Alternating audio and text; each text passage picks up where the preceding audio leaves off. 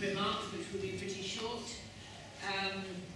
Then any stragglers can come in. My name is Sarah Ludford. I'm a member of the House of Lords here. Until May, I had the privilege of being for 15 years a member of the European Parliament for London. Unfortunately, it came to an end, but I'm very pleased to at least be involved, even as an unelected person, in another parliament. So I'm very pleased to be hosting this very interesting debate put on obviously by the Centre for Turkey Studies, and it's part of their series called Westminster Debate. And this evening it's entitled Battling the Censors, Freedom of Journalism in New Turkey. And we have Ahmet and Ismail Saymaz, who are going to talk on this subject about freedom of expression and journalistic freedoms in Turkey, with reference to problems with the Turkish judiciary and with anti-terrorism laws. And this event is part of the CEFTUS Debate series entitled New Turkey. And I think there's a deliberate putting of inverted commas around that, because AKP party governments have said they are promoting a new Turkey, one more democratic and pluralistic than Turkey previous generations, which I think we've all welcomed that intent, but obviously there's been criticism from other parts of the political spectrum that this doesn't seem very new in a government which wants to change the constitution, introduce more conservative social norms, and not necessarily go in the direction that a lot of people want to go. So I think New Turkey sort of incorporates a bit of a question mark. How old is new, sort of thing. So I think the series have taken different subjects with speakers from all perspectives. CEFTUS, as you know, is non-partisan and independent, to the platform for opinions of a range of opinions for achieving an objective understanding of Turkey's political, social, economic dynamics.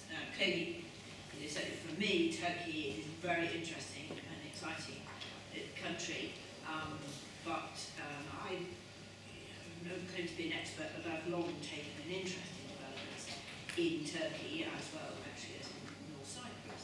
And have followed a bit, especially the travails of the last 2-3 years, including the news this week about the new palace.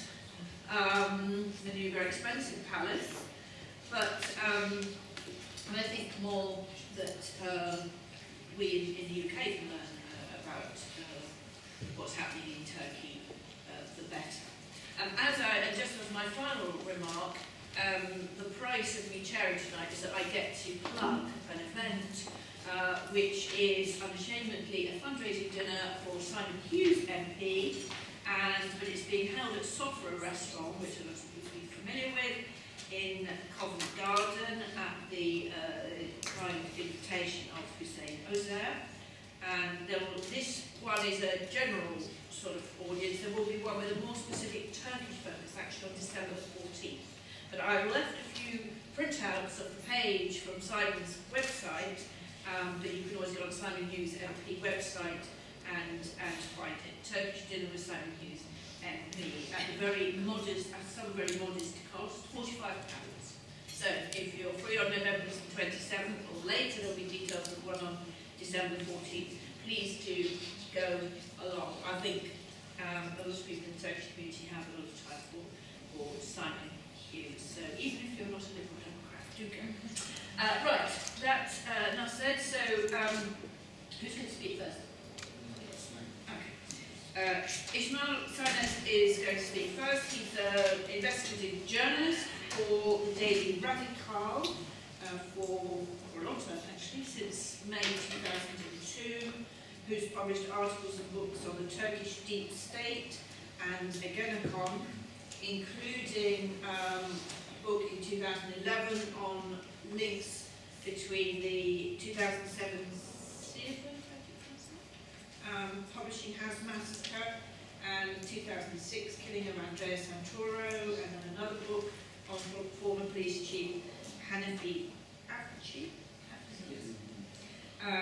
Anyway, he's award-winning, but he's one of the journalists charged in relation to reporting on the Ergenekon trials for, quote, violating the secrecy of an investigation. So I suspect that he's going to have an awful lot to tell us about his experience, and I look forward to that. Just to say there's going to be relay interpretation. Both our speakers will speak in Turkish, and I know a lot of people in this room will understand Turkish, but some of us, including me, unfortunately don't. So we've got an interpreter. Okay, and then other people I think are going to pitch in and help, because it's a lot of work for one person for the whole evening. So I would like to Ismail to kick off.